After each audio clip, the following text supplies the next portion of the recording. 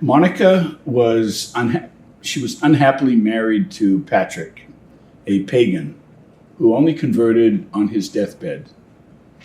Her son Augustine abandoned the Catholic faith for a cult, engaged in a life of promiscuity, fathered a son out of wedlock, resisted the pull of her tearful prayers and relentless entreaties to abandon his dissolute life and return to the church, her prayer. Monica herself became addicted to wine and only recovered by God's grace. The great Saint Ambrose of Milan's preaching proved irresistible to Augustine, and he reverted to the church, proving that a mother's persistent prayers can overcome all resistance by God's grace when they are combined.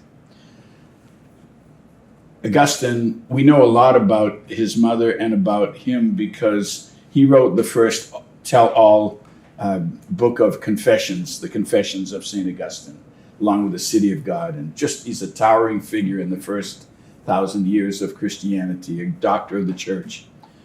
And he says this, tomorrow is his feast, by the way. He says, she and I, his mother, happened to be standing by ourselves at a window that overlooked a garden in the courtyard of the house. We were in Ostia, the port for Rome, on the Tiber River.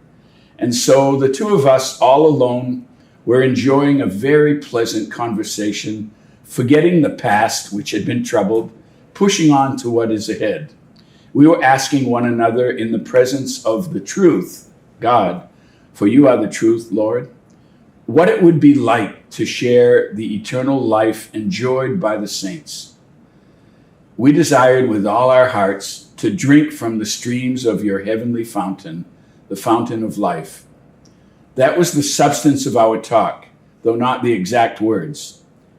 Augustine says, my mother said, son, as far as I am concerned, nothing in this life now gives me any pleasure. I do not know why I am still here, since I have no further hopes in this world. I did have one reason for wanting to live a little longer, to see you become a Catholic Christian before I died. God has lavished his gifts on me in that respect, for I know that you have renounced earthly happiness to be his servant.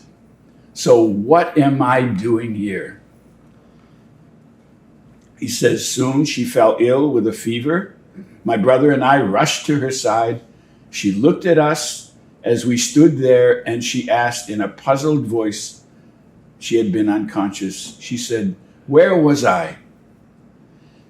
Here you shall bury your mother. He says, I remained silent as I held back my tears.